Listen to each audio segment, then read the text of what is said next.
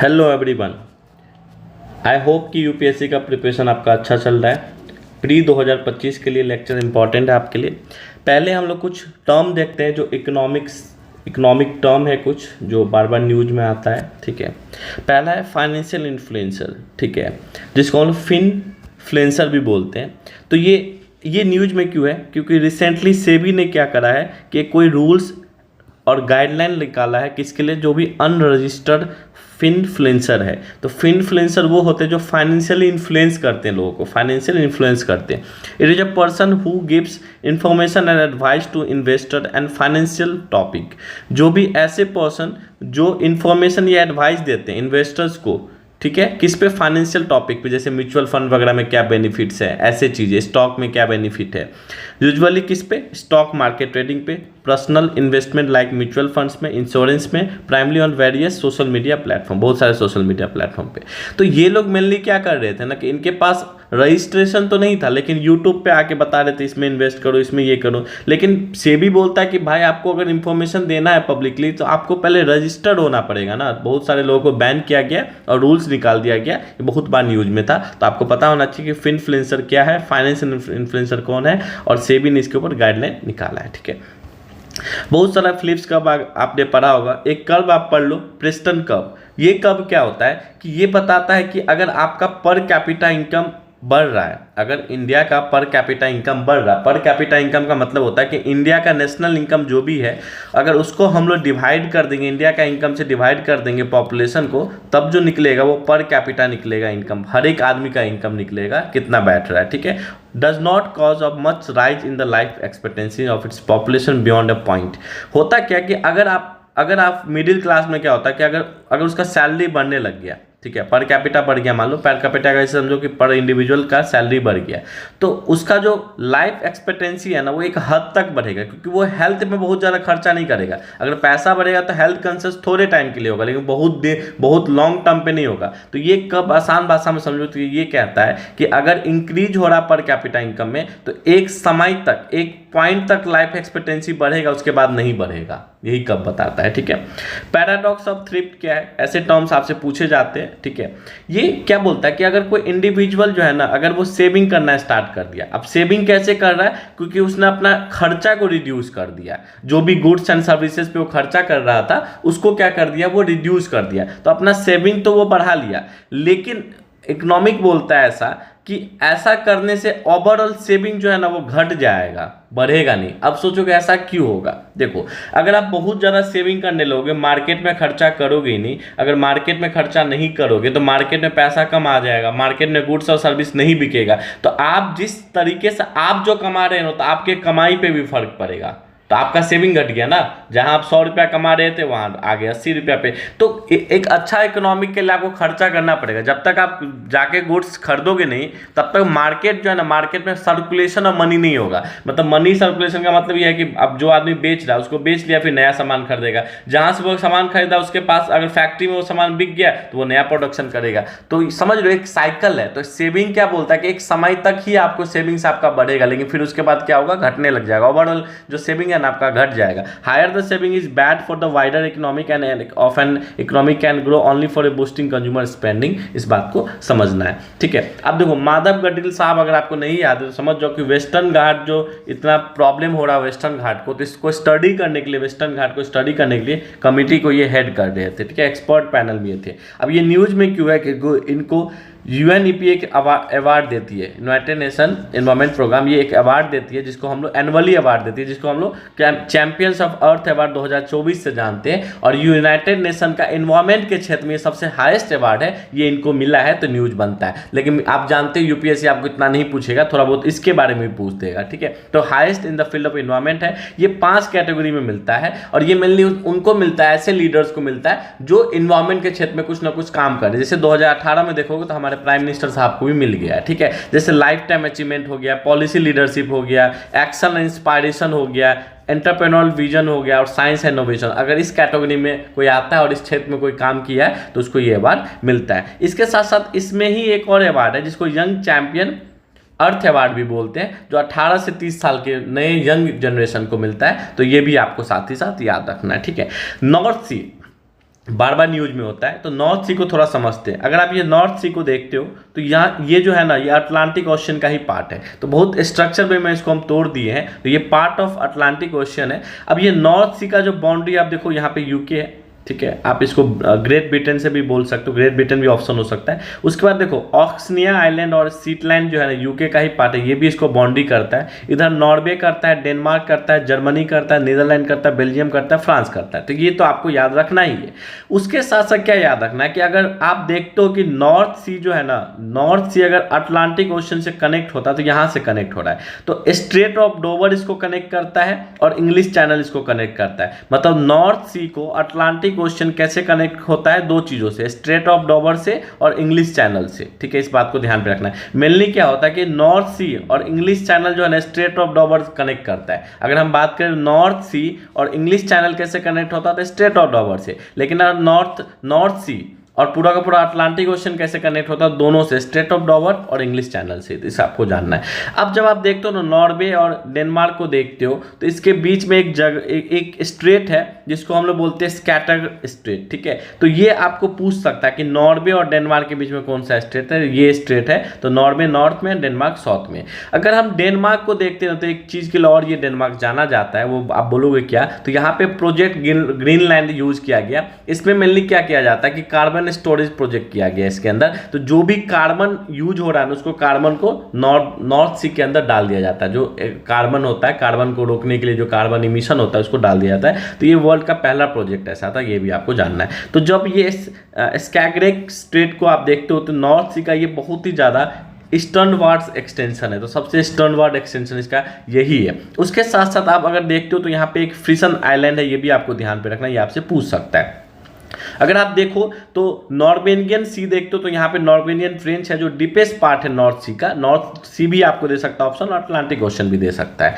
उसके साथ साथ आपको क्या याद रखना है कि अगर नॉर्थ सी को आप देखोगे तो बाल्टिक सी को कौन कनेक्ट करता है, तो नॉर्थ सी बाल्टिक सी यहाँ पे, नॉर्थ सी यहाँ पे, तो इसको कनेक्ट कौन करता है, तो इसको दो कनेक्ट करता है। एक तो कैटेगट भी कनेक्ट करता है और यहाँ पे स्क्रेगेट स्ट्रेट भी है, दोनों मिलकर कनेक्ट करता है। उसके साथ साथ यहाँ पे देखो किन कैनाल है, तो किन कैनाल जो है ना, ये किन कैनाल जो आर्टिफिशियल कैनाल बनाया गया, इस कैनाल के थ्रू भी नॉर्थ सी से बाल्टिक सी में कनेक्शन होता है। तो ये भी आपको ध्यान पे रखना है, ये हमने आपको बता दिया। अब कुछ रिवर है जो ड्रेनिंग होता है नॉर्थ सी में, आपसे पूछ सकता है which of the following river draining to the North Sea, तो आपको ये ध्यान पे रखना है, बिल्कुल याद रखना है, ठीक है।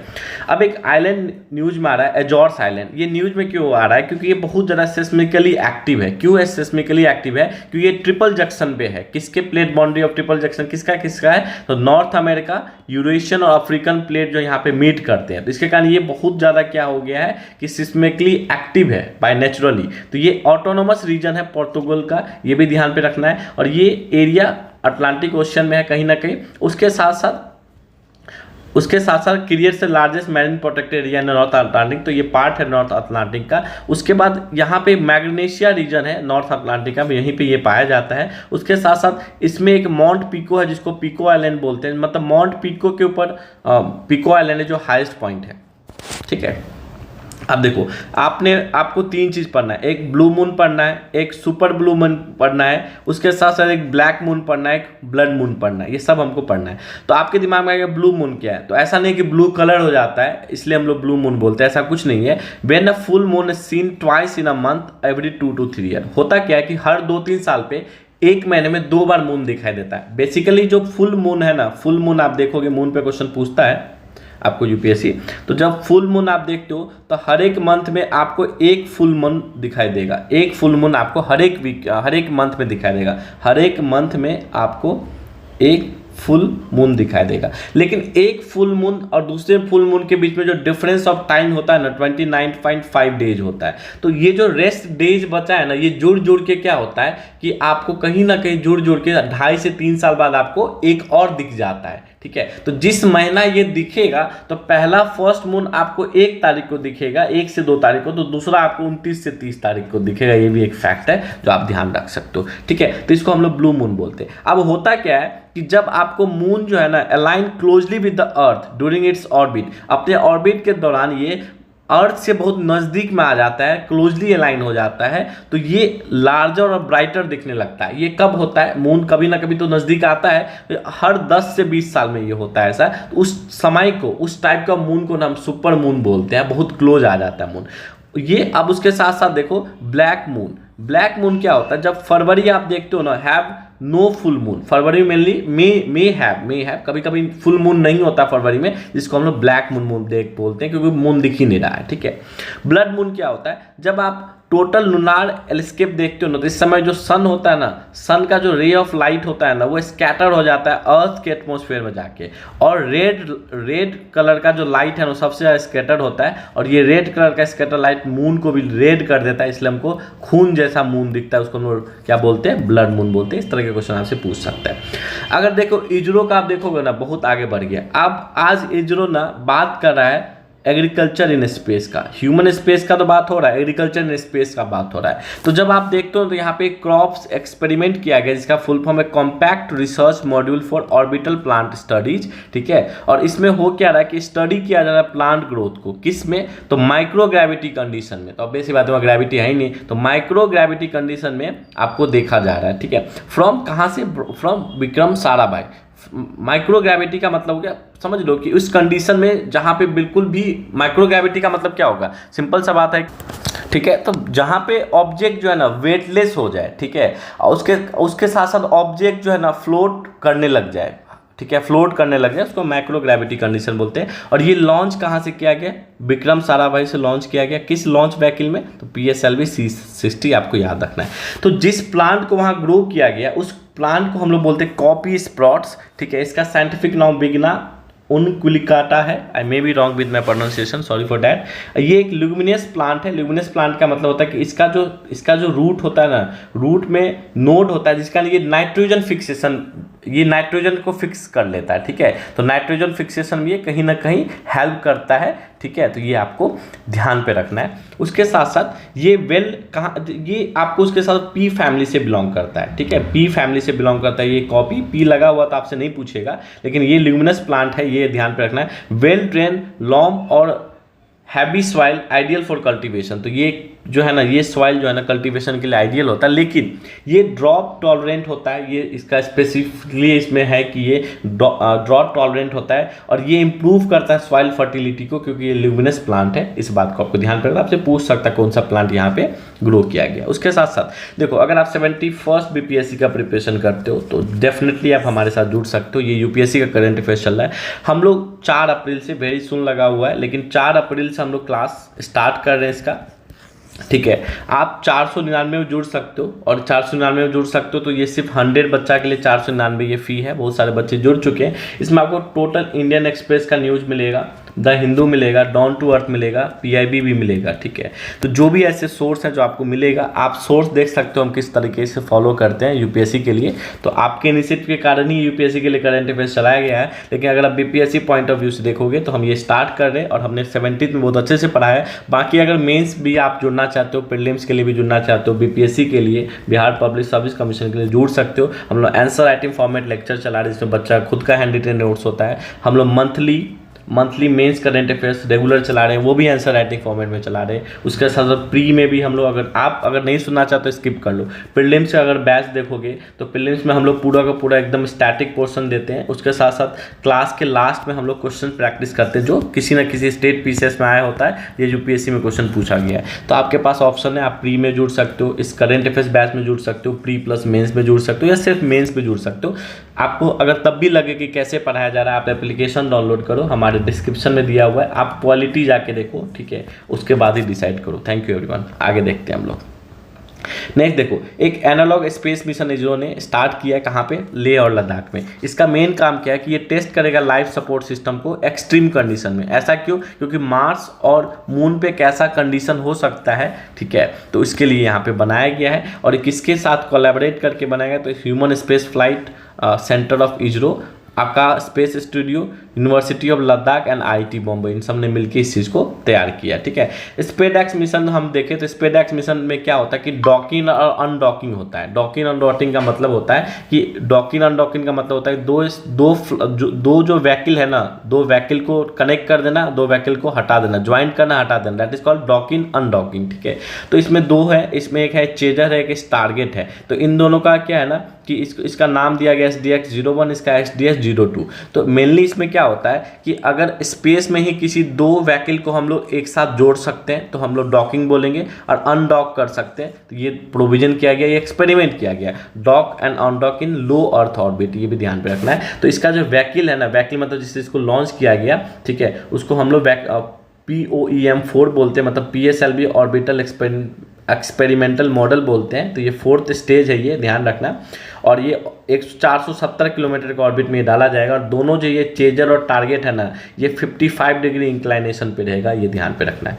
नेक्स्ट देखो, अब बात हो रहा कैबिनेट कमिटी ऑन सिक्योरिटी ने क्लियर कर दिया कि फेज 3 जो है ना स्पेस बेस्ड सर्विलेंस का प्रोजेक्ट का वो स्टार्ट कर देने का बात हुआ। तो ये स्पेस बेस्ड सर्विलेंस है क्या प्रोजेक्ट? तो सबसे पहला बात, ये लैंड और maritime awareness for both civilian and military application है। मेनली ये क्या करता है ना, सर्विलेंस करता है लैंड और मैरीटाइम को। तो ऐसा नहीं है कि ये फर्स्ट टाइम हुआ है, SBS-1 ऑलरेडी लॉन्च हो चुका है। इसमें क्वेश्चन कैसे बनेगा मैं बता देता हूँ। 2001 में ये लॉन्च हुआ था SBS-1। SBS मतलब हो गया स्पेस बेस्ड सर्विलेंस, और 4 सैटेलाइट्स इसमें लॉन्च किए गए थे, क्राटोसैट 2A, क्राटोसैट 2B, उसके साथ साथ आपका इरोस 5B, ठीक है, और रिसैट 2। तो आपसे इरो 5B और रिसैट 2, तो आपको कहीं ना कहीं ये सैटेलाइट का नाम दे देगा और ये पूछेगा ये है क्या, तो आपको पता होना चाहिए कहीं ना कहीं स्पेस बेस्ड सर्विलेंस है, जो मैरीटाइम मतलब पानी वाला क्षेत्र और लैंड के क्षेत्र को सर्विलेंट करता है। ठीक है, बहुत सिविलियन एंड मिलिट्री एप्लीकेशन के लिए यूज होगा। ठीक है, अगर आप देखोगे तो SBS-2 जो है ना 2013 में ये आया था, और इसमें 6 सैटेलाइट लगा था, जिसको अगर देखो यहाँ पे 2A कंप्लीट हुआ, 2B कंप्लीट हुआ, तो क्या हुआ 2C 2D 3A 3B। तो क्राटोसैट 2C 2D 3A 3B 4 यहाँ पे हो गया, माइक्रोसैट 1 रिसैट 2A। तो ऐसे टर्म आपसे पूछ सकता है। तो अगर डायरेक्ट ये पूछेगा रिसैट 2A क्या है, तो ये स्पेस बेस्ड सर्विलेंस है, यही आपसे पूछेगा। तो इस बार कितने लॉन्च किए गए? इस बार 21 सैटेलाइट लॉन्च किया गया, जिसमें 31 प्राइवेट फर्म ने लॉन्च किया। तो ये आपको ध्यान पे रखना है। नेक्स्ट हम लोग देखें तो एक केस्लर सिंड्रोम होता है। तो ये एक कंडीशन होता है, describe a scenario where density of space debris मतलब होता है जो भी कूड़ा कल्चर होता है स्पेस में, इतने सारे व्हीकल वगैरह, इतने सारे वहाँ पे रिसर्च होते हैं, कहीं ना कहीं आप देखोगे इतने सारे लॉन्च व्हीकल जाते हैं, सैटेलाइट जाता है, और वहाँ काम होने के बाद वहीं रह जाता है। तो कोई कहीं पे और कोई काम होने के बाद छोड़ दोगे आप, तो कचरा तो होगा ही। तो space debris in low earth orbit become so high that collision create a cascading effect leading to rapid increase in the debris and potential rending space activity unstable. तो ये ऐसा कंडीशन है कि इतना ज़्यादा डेब्रिस बढ़ जाएगा ना कि वो अनस्टेबल कंडीशन क्रिएट कर देगा, ठीक है, और कास्केडिंग इफेक्ट कर देगा, और ये ऐसा कंडीशन कर देगा कि आगे कोई भी एक्सपेरिमेंट आप नहीं कर पाओगे। That is called Kessler syndrome. ये स्पेस से और मेनली लोअर अर्थ ऑर्बिट में जब भी स्पेस डेब्रिस बढ़ जाएगा तो उस समय उस कंडीशन को हम लोग केस्लर सिंड्रोम बोलते हैं। ठीक है, ब्लू गोस्ट मिशन, ठीक है, landing part of US plan to dominate space NASA chief. ठीक है, देखो ब्लू गोस्ट मिशन आप देखोगे तो इसको लॉन्च किया गया स्पेस एक्स के फैल्कन 9 से। स्पेस एक्स के मालिक एलन मस्क है। Rocket recently launch with the Blue Ghost lunar lander and ispace Resilience lander from the Kennedy Space Center US. तो दोनों के बारे में पढ़ते हैं, हमें 2 चीज़ पढ़ना है, तो ब्लू गोस्ट पढ़ना है, उसके साथ साथ आई स्पेस रेजिलेंस लैंडर पढ़ना है, दोनों चीज़ पढ़ना है। तो आप देखो फेयरली एरोस्पेस जो है ना यूएस का है, यूएस का फेयरली स्पेस है, एरोस्पेस है। इन्होंने ब्लू गोस्ट मिशन को डिलीवर किया 10 एडवांस इंस्ट्रूमेंट ऑफ नासा। तो इसका मतलब ये है कि इसका काम क्या है, देखो 2 चीज़ को एक साथ किया गया, एक तो ब्लू गोस्ट मिशन, उसके बाद रेजिलेंस मिशन। तो जो ब्लू गोस्ट मिशन है ना, ये स्टडी करेगा किस चीज़ को, ये स्टडी करेगा अर्थ के मैग्नेटोस्फीयर को, ये कलेक्ट करेगा critical data of lunar dust, उसके साथ साथ सॉइल, ठीक है, X ray, emission, navigation, satellite and computer radiation shielding. तो इस सब डाटा को कलेक्ट करेगा, ठीक है, उसके साथ, ठीक है। तो अब ये जो लूनार डस्ट का मतलब होता है कि जो भी मून का डस्ट होगा, सॉइल होगा, एक्सरे होगा, इस सबको कलेक्ट करेगा, ठीक है। तो ये मिशन है ना, पार्ट किसका मिशन है, नासा का जो कॉमर्शियल लूनार पेलोड सर्विस है ना, CLPS इनिशिएटिव, उसका ये पार्ट है। तो मैं फिर से रिपीट करता हूँ, जो ब्लू घोस्ट मिशन है मून मिशन है, वो क्या है कि वो स्पेस एक्स फल्कन 9 ने इसको लॉन्च किया है। और इसका काम क्या है कि अर्थ के मैग्नेटोस्फीयर को स्टडी करेगा, उसके साथ साथ क्रिटिकल डेटा जैसे लूनार डस्ट हो गया, सॉइल हो गया, एक्सरे हो गया, इसको कलेक्ट करेगा। उसके साथ साथ इसमें एक रेजिलियंस